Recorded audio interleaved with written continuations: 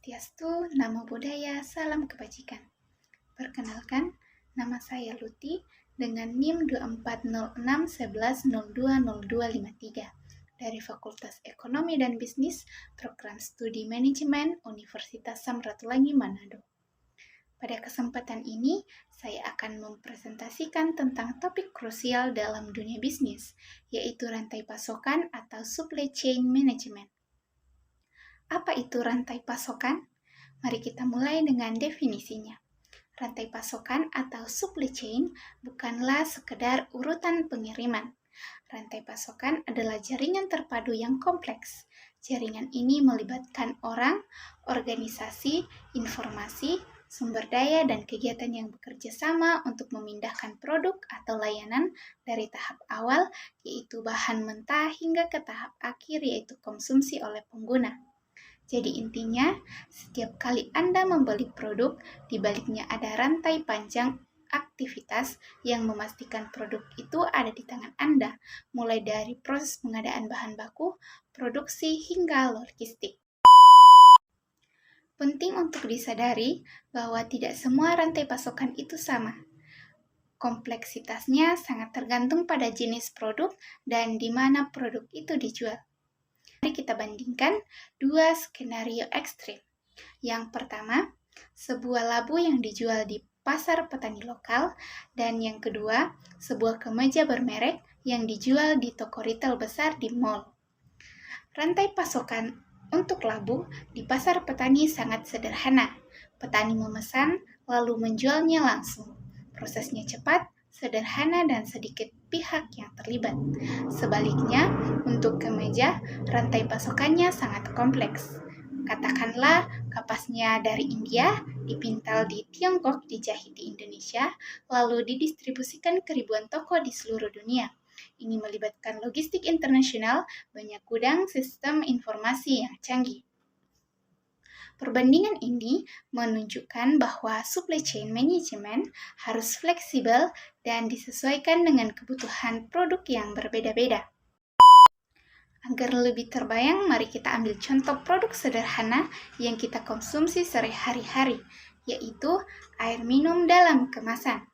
Dari tahap awal, rantai pasokan dimulai dari mata air dan pembelian plastik atau bahan mentah. Tahap proses di pabrik, air disaring, dibotolkan, dan diberi label. Tahap distribusi. Botol-botol air dikemas, diangkut menggunakan truk distributor, lalu ke supermarket atau warung. Dan tahap akhir, sampai di tangan kita sebagai konsumen yang haus. Saat ini saya akan sajikan sketsa visual dari proses rantai pasokan. Secara garis besar, rantai pasokan bergerak melalui 4 tahapan utama yang dihubungkan oleh arus barang dan informasi. Tahap yang pertama, supply. Tahap ini adalah awal di mana bahan baku dipasok ke proses manufaktur yang berfokus pada pengadaan bahan mentah, pengelolaan inventaris bahan baku, dan menjalin hubungan yang baik dengan pemasok. Dalam contoh air tadi, ini adalah sumber air dan pemasok biji plastik. Tahap yang kedua, manufaktur. Tahap ini bisa disebut tahap transformasi. Fokusnya adalah membangun, merakit, mengubah, dan melengkapi bahan baku menjadi produk jadi.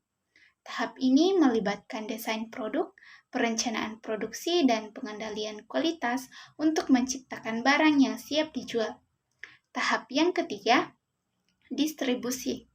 Tahap ini memastikan produk jadi mencapai konsumen melalui jaringan yang terorganisir. Ini mencakup logistik yang kompleks seperti transportasi atau pengangkutan, pengelolaan gudang, dan kerjasama dengan pengecer atau retailer, agar produk tersedia di lokasi yang tepat dan waktu yang tepat. Dan tahap yang keempat, ini merupakan tahap akhir, yaitu konsumsi. Tahap ini adalah pelanggan atau pengguna akhir membeli dan menggunakan produk. Informasi dari tahap konsumsi seperti permintaan dan umpan balik mengalir kembali ke atas untuk menginformasikan tahapan supply dan manufaktur. Jadi, kita dapat simpulkan bahwa rantai pasokan bukan hanya tentang memindahkan barang, tetapi tentang mengelola seluruh jaringan untuk menciptakan nilai, mengurangi biaya, dan memastikan kepuasan pelanggan. Dengan memahami tahap utama, supply, manufaktur, distribusi, dan konsumsi, kita bisa mengoptimalkan setiap langkah agar produk bisa sampai ke tangan konsumen secara efisien, terlepas dari apakah itu labu sederhana atau kemeja yang kompleks. Demikian yang bisa saya jelaskan. Terima kasih atas perhatiannya dan sampai jumpa. Bye-bye.